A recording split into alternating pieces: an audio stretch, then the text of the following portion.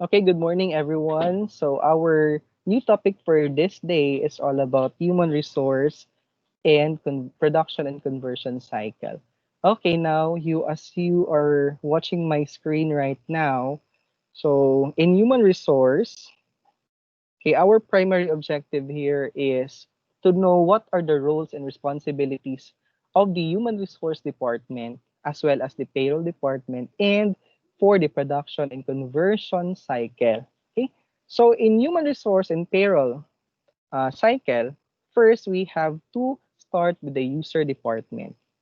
In the user department, the primary objective of user department is to ensure that the time records prepared by the employees represent actual hours worked during a pay period. So yung user department, ito yung kada departments.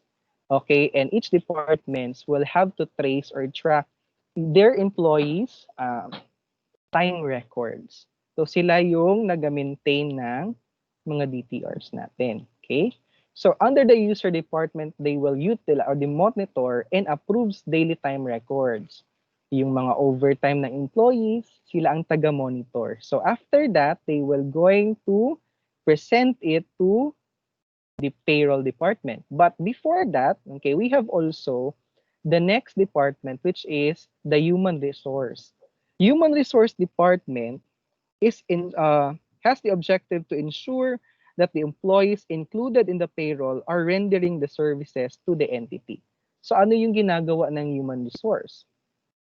So they updates and maintain the HR records, yung records ng kada employees nila. Okay, ano pa? What else? They also maintain information to the payroll department. Nagbibigay sila ng information sa payroll as to the salary, wage rates, magkano bang rates ng kada employee na yan since we are in a complex department and each one of them has different salary wage rates, okay? And other pays, for example, kay human resource nang gagaling lahat.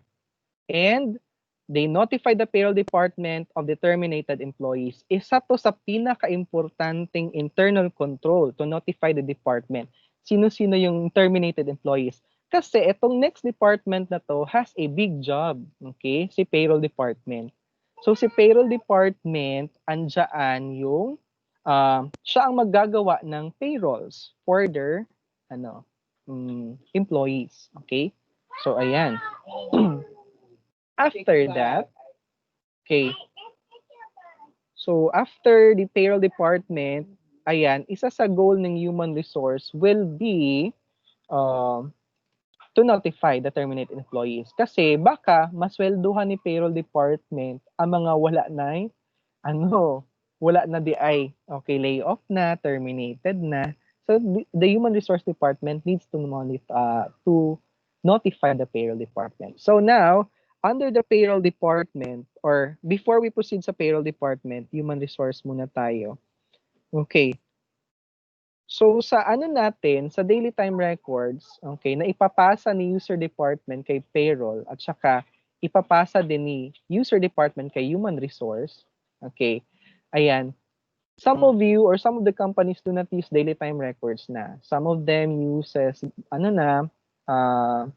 yung mga scanning, okay? Bandy clocks, ayan. Ano pa, what else? Mga scanners, face scanners or thumb scanners, ayun. Okay, so that is the job of the human resource to update it, okay, para i-send kay payroll department. Now, ano yun? Kapag napasa na lahat ng information ni user at saka ni human resource kay payroll department, so ang magiging job ni payroll department will be to update the cumulative employer earnings records. What else? To prepare payroll register and considers updates on pay rates and deductions.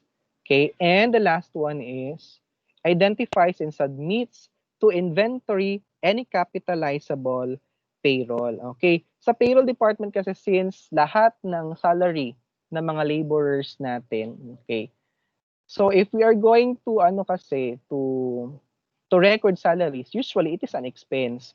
Pero not all salaries will be expense, right? Kasi meron tayong mga direct labor. And direct labor is not expense outright. It must be capitalizable.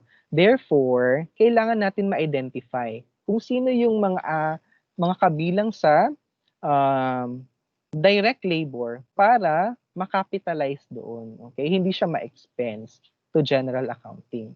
Okay? So si payroll ang mag-a-identify niyan. Okay? Ayan, i-consider niyo yung pay rates and deductions. Siya ang magpe-prepare ng mga pay slips. Ayun, deductions for our mandatory government agencies, SSS, Pag-ibig, so on and so forth.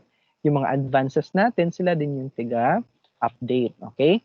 So, eto, cumulative employer earnings, this is in relation to our long-term retirement plans, okay? Which is, ito yung natin ipapasa kay accounts payable department. Pero sa future pa to, okay?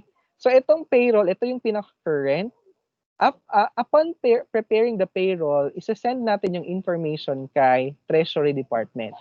Tayo lang tagagawa, si payroll ang tagagawa ng payroll, pero ang custody ng pera wala kay payroll department. Okay? We are segregating the duties to avoid incompatible duties. Aside from that, sino pa ang kukuha ng information? Si General Accounting Department for recording. Okay? And eto, saan natin ipapasa yung na-identify natin na capitalizable salaries? Kay inventory accounting for the capitalized amounts for the direct labor. So from the Treasury Department, anong gagawin ng Treasury Department? He or she will receives the payroll register, receive and prepares check and signed by the approved, okay? Ayun, at authorized signatories.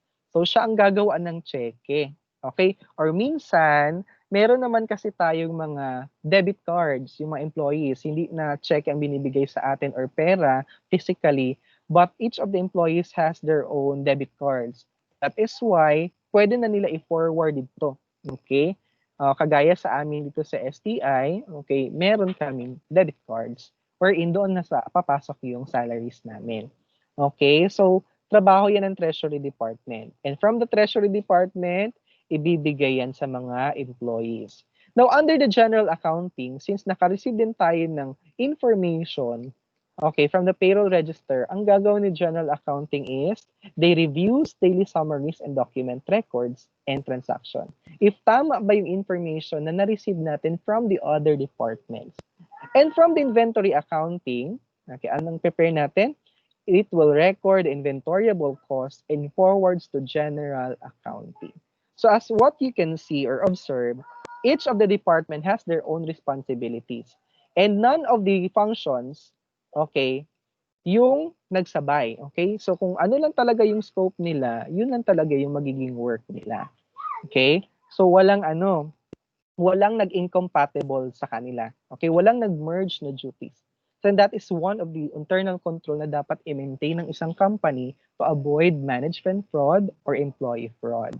Okay? So that's the end of my human resource conversion cycle. And now let's proceed to production and conversion cycle. Okay. I'll stop recording this one.